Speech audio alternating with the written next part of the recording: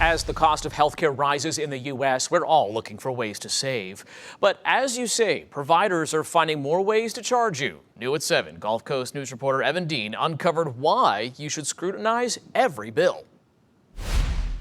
I thought it was a scam or somebody made a mistake. This is not right. Pete Sonich carefully tracks what he owes for medical care.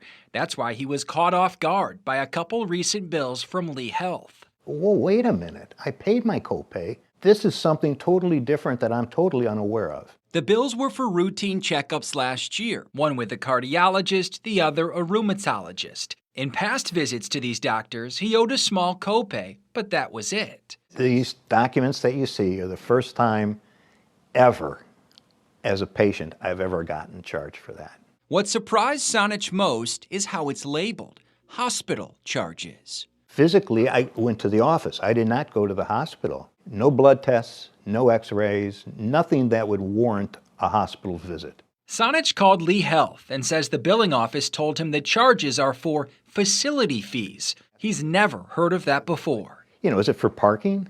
Parking's free. I just want to know what I'm being charged for. It's extra money tacked onto a bill that is supposed to cover the amount it costs just for the facility to exist. Caitlin Donovan is Senior Director of the Patient Advocate Foundation, a nonprofit that helps people navigate medical costs, including facility fees. In an emergency room, this makes sense. They have to have things like anti-venom on hand that has high cost of storage. However, we're also starting to see facility fees pop up at your typical doctor's office who've maybe been acquired by a hospital system. And data shows those acquisitions are happening more often.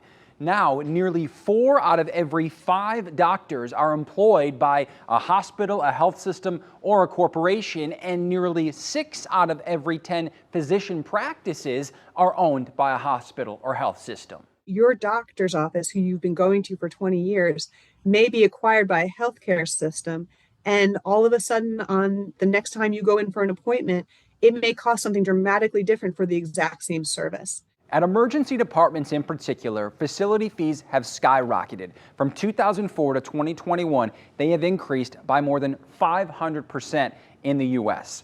As of last year, 20 states, including Florida, all highlighted in red here, have taken action and passed legislation aimed at curbing facility fees. Florida's in particular is related to how they're identified.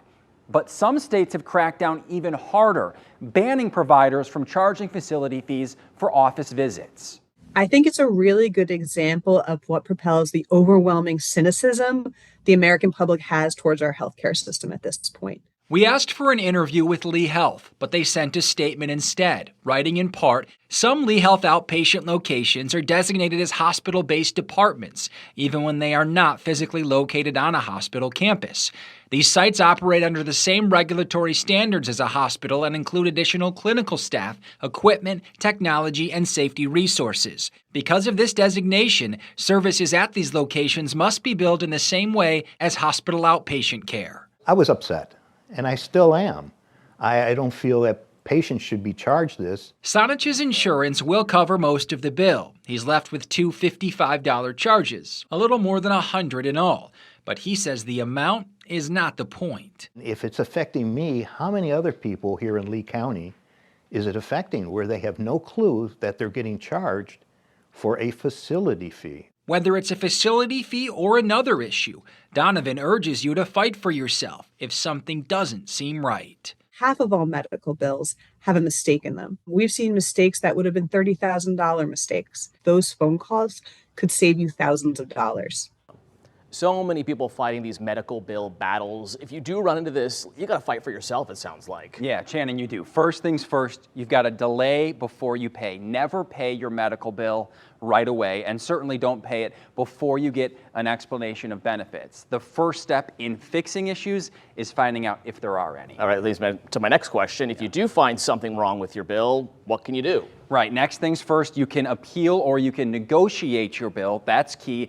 And another thing that you can do is look for financial assistance. There might be some available to you that you don't even know about. One more key piece with this is never put large bills on your credit card because that interest can rack up quick, and most places are going to offer some sort of payment plan. And I imagine if people find themselves in this situation, they're going to want a quick fix, but it's not a quick fix. No, it's not, Channing. The key is going to be patient and seek help. An expert we spoke with said it can take between 20 to 30 phone calls just to address issues with a medical bill. So you're going to need to be patient and seek help. There are resources available. We've actually put some helpful resources inside this story in the Gulf Coast News app. All right, important storytelling. Thank you so much, Evan Dean.